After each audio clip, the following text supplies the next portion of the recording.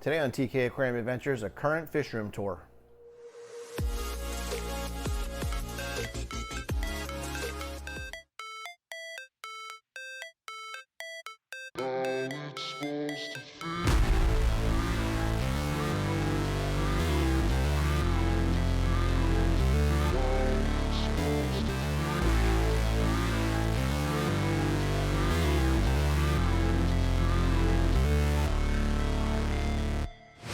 Never break, always fight, never quit, do it right, play the game, win it life, have no shame, there's no time, feel the pain, live the grind, I could change, in my mind, pick a lane, commit and climb, the only way to win it life, I never miss, that's fact, taking big swings, bitch, hand me the bat, put me in the ring. And this is our current tank situation we have here.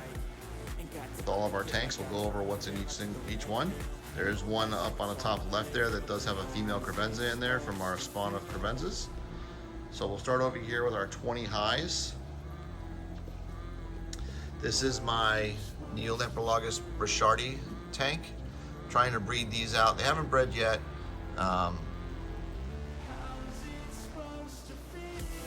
So we're hoping that they do that soon.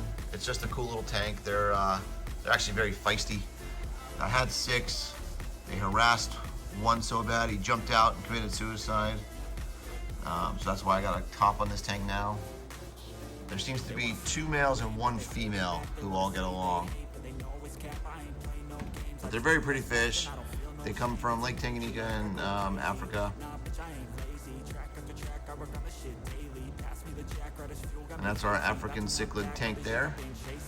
And then these are the baby crevenzas that were growing out. They spawned a few weeks ago. First time breeding crevenzas. They're actually growing pretty quick. Everybody kept telling me they grow very small, very slow, but they seem to be growing pretty fast, and they're fun to watch.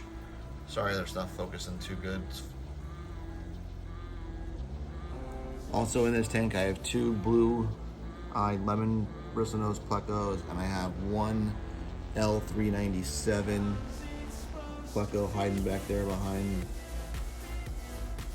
the pleco cave. He's coming out now. He's really pretty. I bought 5 of these, and he's the only survivor I have left. I'm gonna buy some more here coming up shortly. Planning to breed those. There's the Epistogramma trifasciata. Very pretty fish. And this 40 breeder is where I keep my L134 leopard frog plecos. I have 6 of them here. They're wilds. Got these from Predatory Fins in Boca Raton. I've got 2 females and 4 males. I keep them with my Endler, Tiger Endler guppies, which breed like crazy. I've already sold 48 of these, and they keep going. I got some leopard ones in there as well, and the tiger ones. Really, really cool little fish. They're the dither fish for the plecos.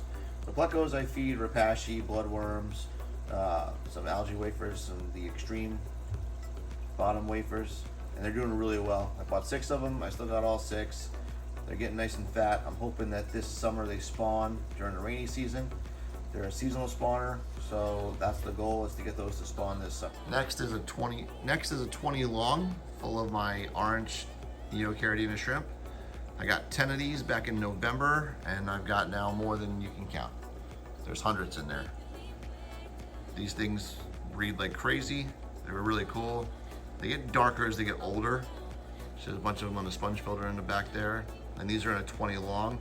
I seem to have more success with the shrimp in a 20 long, so my goal is to put all my Neocaridina shrimps in 20 longs. And this is a 20 long that I have with common endlers. These things are really cool. I got these when I got the tiger ones. They're doing really well. They breed like crazy. I've sold 48 of these also as well. I really like the endlers. They're easier to take care of than guppies. I haven't had any issues with any of them. Sometimes with the guppies you get a lot of fin rot and some diseases, a lot of inbreeding with guppies. Guppies are awesome, but the endlers are just very simple to take care of, and there's a lot of different strains that are very pretty. Next is a 10-gallon filled with some red scarlet endlers. I just picked these up a couple weeks ago. They're absolutely beautiful. I plan on putting these in a 75 gallon with the L134 leopard frogs to grow out and to breed. I'm hoping to breed a lot of these. Very pretty Endler. They're very bright red. And like I said, the Endlers are just so easy to take care of. Next to them, I have another 10 gallon full of cherry shrimp.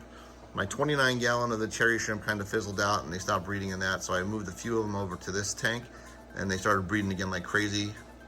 So now I've got the population going again, which is nice. We'll move these once we build out the fish room into a 20 long.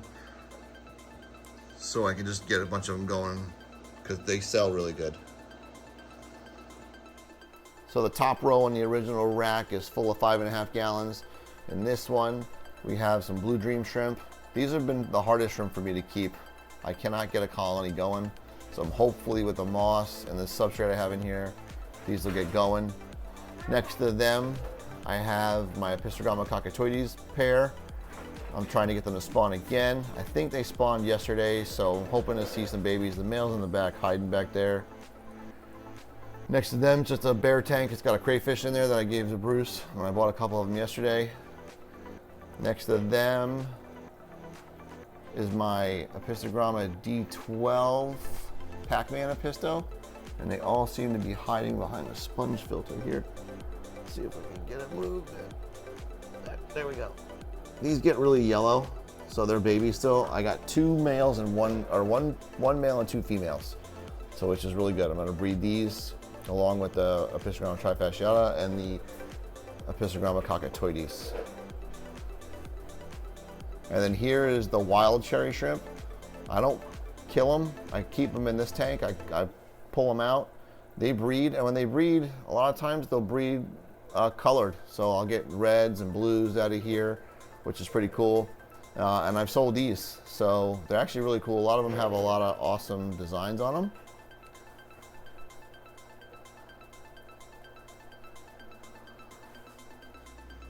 Below those, I have my 75 gallon angelfish grow out tank. These are the last remaining angelfish from my spawns. I've had 4 spawns that I kept. There's a couple different ones from each spawn in here. I do keep a couple crepenzas in here from when I bred the crepenzas, and I do have a couple of the Epistogramma cockatoides that I bred that have deformed spines. I couldn't bring myself to kill them. They're doing fine. They just are a little crinkled up, so I keep them down here in this tank. I change the water on this 3 times a week. That's why I really want to go to an automated water change system. It would make life so much easier. But they're doing really well. I've sold probably over 300 of them already. There's a few culls in there that I gotta do. A lot of times I'll feed the culls to Bruce. Here we have my 29 gallon, which was one of the first tanks I had set up in the garage. This houses my Sturbi corridoras, which are hiding back behind the wood.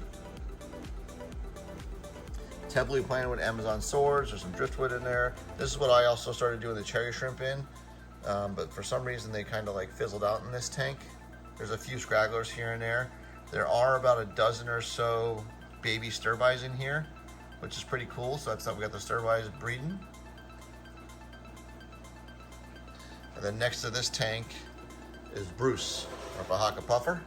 He is right now fat from eating some crayfish. We got him some crayfish yesterday and he loves them. He had 2 today. We posted that video on Sunday.